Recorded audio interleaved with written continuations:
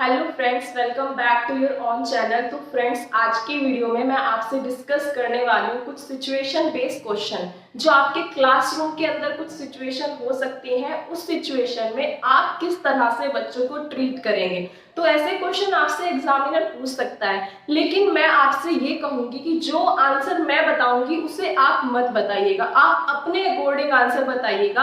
अगर ऐसी सिचुएशन होती है तो आप उस सिचुएशन में क्या करते हैं, क्योंकि जैसे एक स्टूडेंट यूनिक होता है ऐसे ही एक टीचर भी यूनिक होता है। सबके अपने अपने आइडिया होते हैं, अपने अपनी स्ट्रेटेजी होती है किसी प्रॉब्लम को सॉल्व करने की। तो सबसे पहला तो आप कभी भी जैसे पीआरटी की बात करें तो आप क्लास में अगर जाते हैं तो आप देखते हो बच्चे बहुत छोटे होते हैं, उन्हें कुछ ज्यादा समझ में नहीं आता है, तो वो पूरी क्लास में हल्ला मचा के रखते हैं। तो दैट सिचुएशन आप कैसे बच्चों को नॉर्मल करेंगे, कैसे आप उनको मतलब बिल्कुल शांत करेंगे जिससे कि आप उन्हें अच्छे से पढ़ा पाए। तो इस सिचुएशन में आप क्या करेंगे।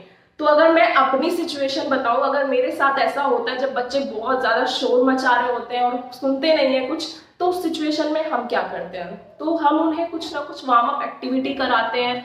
उससे क्या होता है, कहीं ना कहीं वो डिस्ट्रैक्ट हो जाते हैं, वो अपने फ्रेंड से बात नहीं करते हैं, फिर उनका माइंड उस एक्टिविटी में इन्वॉल्व हो जाता है। फिर कुछ टाइम तक वो आराम से शांत रहते हैं, थोड़ा इतना हल्ला हुल्ला नहीं मचाते हैं। तो ये आप ट्राई कर सकते हैं, बट जरूरी नहीं है कि अगर मेरी क्लास में ऐसे बच्चे मैनेज हो रहे हैं तो आपकी क्लास में भी हो पाए। तो इसके लिए आपको अपना सॉल्यूशन ढूंढना होगा कि अगर ऐसी कंडीशन आती है तो आप उसे कैसे सॉल्व करते हैं।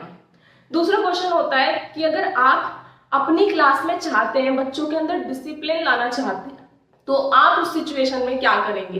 तो देखिए, सबसे बड़ा रोल जो होता है वो टीचर का होता है कि अगर ऐसी सिचुएशन आपको मिल जाती है, एग्जामिनर आपसे पूछता है बच्चों के अंदर डिसिप्लिन लाना है, बच्चों को पता ही नहीं है कैसे लाइन में जाना है, क्लास में कैसे एंटर करना है, कैसे अपने जो बैग्स वगैरह हैं उन्हें प्रॉपरली अपने साइड में रखना है, ये सब चीजें बच्चों को आनी चाहिए।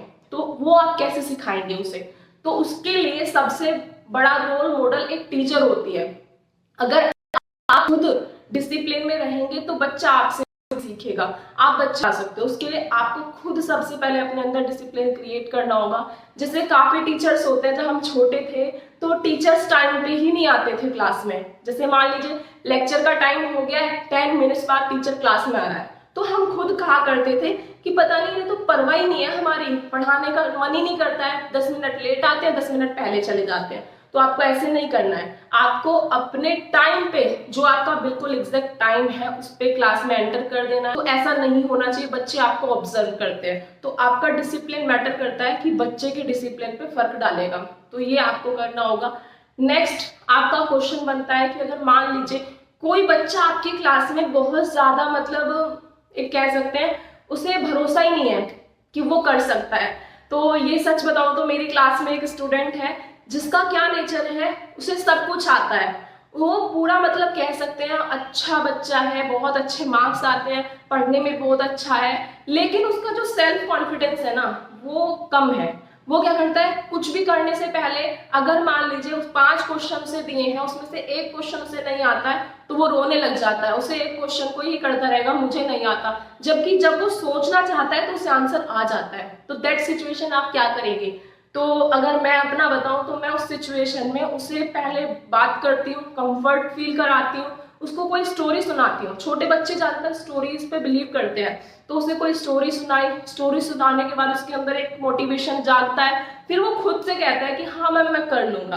तो ऐसा कुछ आप ट्राई कर सकते हैं।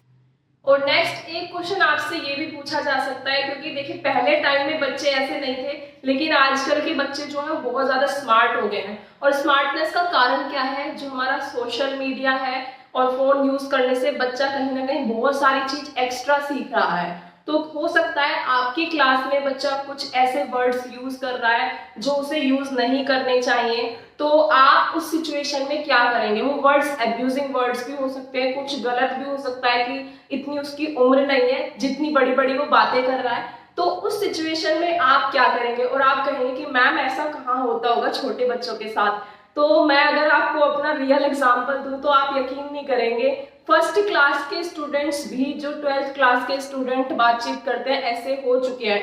बस फर्क इतना है, जो फर्स्ट क्लास के स्टूडेंट है उन्हें उसके बारे में कुछ पता नहीं है, वो सिर्फ जो देख रहे हैं मूवी वगैरह में उन उन सब की वजह से हो रहे हैं, और जो 12th क्लास का स्टूडेंट है वो सब चीज़ों से अवेयर है, इतना फर्क है। लेकिन ऐसी सिचुएशन भी आती है तो उसमें हमें मैनेज करना पड़ता है, बहुत ज़्यादा हार्ड हो जाता है ये सिचुएशन में टीचर को सब चीज़ें हैंडल कर पाना। तो बात सिर्फ इतनी है कि अगर बच्चा ऐसे वर्ड्स का इस्तेमाल कर रहा है तो आप क्या करेंगे। तो देखिए, अगर मैं अपना बताऊं तो हमें क्या करना चाहिए, बच्चे के साथ एक दोस्ती करनी चाहिए। छोटा बच्चा जो है बहुत चंचल होता है, उसके साथ जितना आप कंफर्ट होंगे वो उतनी अपनी बातें आपको बताएगा।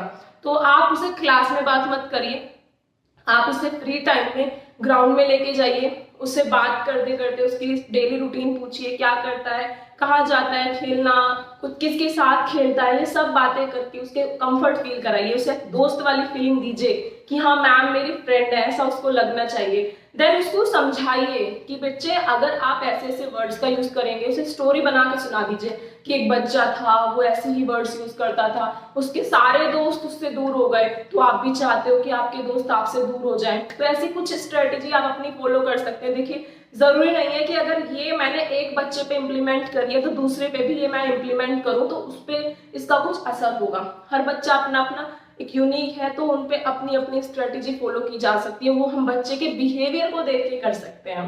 तो फ्रेंड्स, यही थे हमारे कुछ क्वेश्चंस जो क्लासरूम के अंदर हम ऑब्जर्व करते हैं।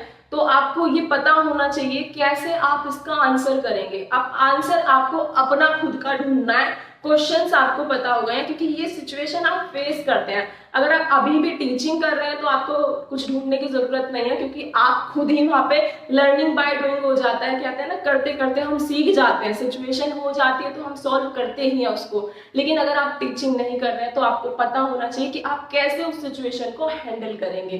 Thank you so much friends. अगर वीडियो अच्छा लगता है तो लाइक करें, शेयर करें।